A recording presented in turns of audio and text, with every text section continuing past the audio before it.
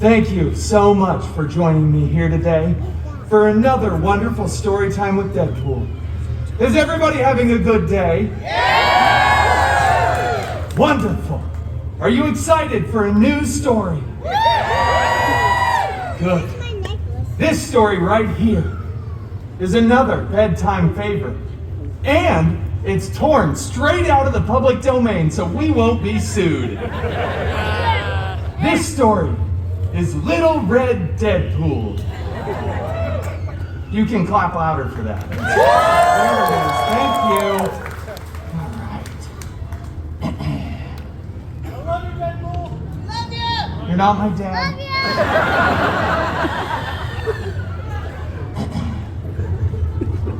you. Once upon a time, I think, and this is the first time I've ever had this thought, I think we should all say that together. On 3. 1, 2, 3. Once upon a time. None of you put your heart into that. I didn't believe it. I did. Once upon a time, Little Red Deadpool set off to see her grandmother in a dark forest and bring her a basket of churros. You see, Little Red's grandmother was a real misanthrope who lived alone in this dark forest, not in a nice, clean, assisted living facility like most of our Mimas are forced to live in against their will.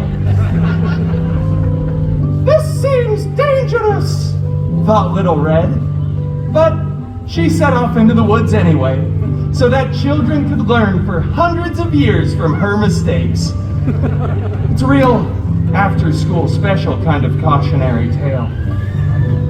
So Little Red skipped merrily through the forest, right past a bunch of unnecessary exposition, and arrived at Grandma's cottage.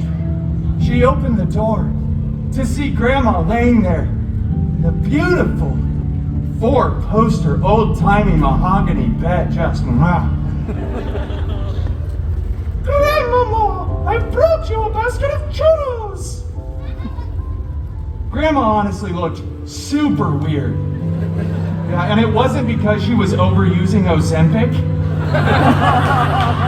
It's because Grandma was secretly the big bad Wolvie in disguise. Wow. I wasn't expecting that. That was good. Grandma, what blue eye contacts you have? They're canon. Oh! And what a retro comic accurate costume you finally have! Shut up, Bob.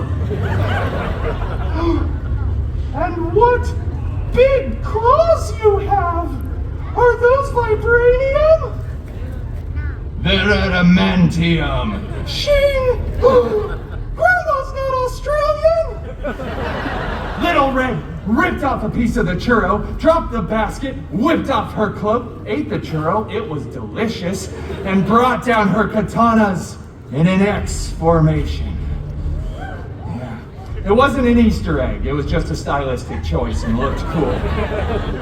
Little Red looked over at Wolverine and said, "Bring it on, Peanut!" They action leaped at each other. It was a huge fight. There were claws and katanas breaking furniture. Nobody got any splinters, though. It was good.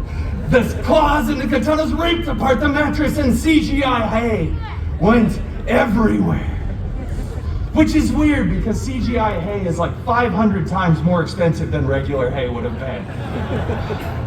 But eventually, both of the fighters reached their climax in the fight and slumped down onto the ground.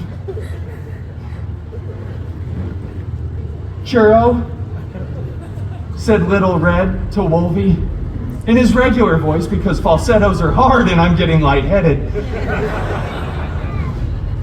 "Sure." So they shared that churro. They shared that churro Lady and the Tramp style as they looked around at all the destruction and CGI straw. Little Red spoke. "You know, I bet we could fix this place up real nice, Wolvie. Grandma's probably willing to sell." Where is Grandma anyway? She's on vacation. Oh, that's not ominous or foreboding at all. In fact, I trust you fully. Do you want to be roommates? Yeah. And so they were roommates.